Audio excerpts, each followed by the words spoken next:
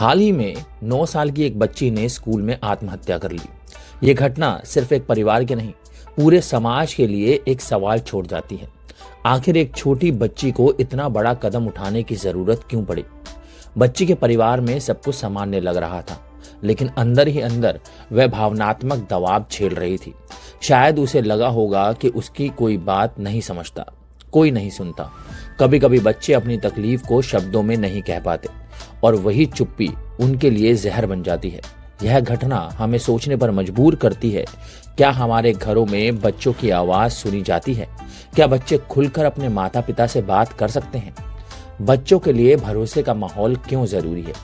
कई शोध बताते हैं कि माता पिता और बच्चों के बीच का जुड़ाव बच्चे की मानसिक सेहत पर गहरा असर डालता है।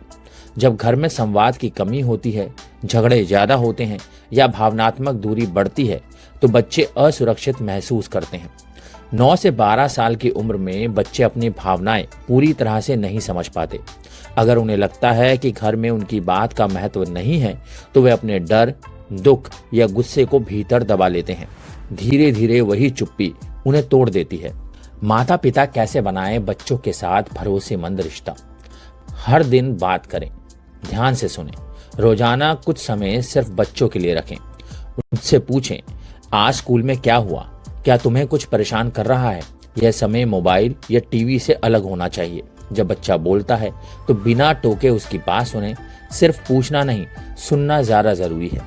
भावनाओं को स्वीकार करें। बच्चों को सिखाएं कि दुखी होना, डरना या गुस्सा आना गलत नहीं है। जब वे भावनाएं जाहिर करते हैं तो उन्हें ड्रामा मत करो या इतनी छोटी बात पर रो रहे हो ना कहें। इसके बजाय कहें, मुझे समझ आ रहा है कि तुम परेशान हो, चलो बात करते हैं। गलतियों पर प्यार से मार्गदर्शन दें। बच्चे गलती करेंगे, यही उनकी सीखने की प्रक्रिया है। हर गलती पर डांटने या तुलना करने से वे डरने लगते हैं। अगर आप गलती पर भी उन्हें भरोसा या समझ देंगे, तो वे अपनी परेशानियां भी खुलकर बताएंगे। संकेतों पर ध्यान दें। अगर बच्चा अचानक चुप हो जाए, स्कूल जाने से कतराने लगे, दोस्तों से दूर रहने लगे या खाना, नींद में बदलाव दिखे, तो ये मदद मांगने के संकेत हैं। उस समय सिर्फ क्या हुआ पूछकर छोड़ ना दें, बल्कि समय दें, बात करें और जरूरत लगे तो किसी विशेषज्ञ की मदद लें। परिवार में खुला माहौल बनाएं। ऐसा वातावरण बनाइए जहां बच्चे को लगे कि उसकी बात सुनी जाएगी, उसे जज नहीं किया जाएगा। परिवार में एक छोटा सा नियम बनाइए, हर भावना सुनी जाएगी, हर डर साझा किया जाएगा। हम सब की जिम्मेदारी।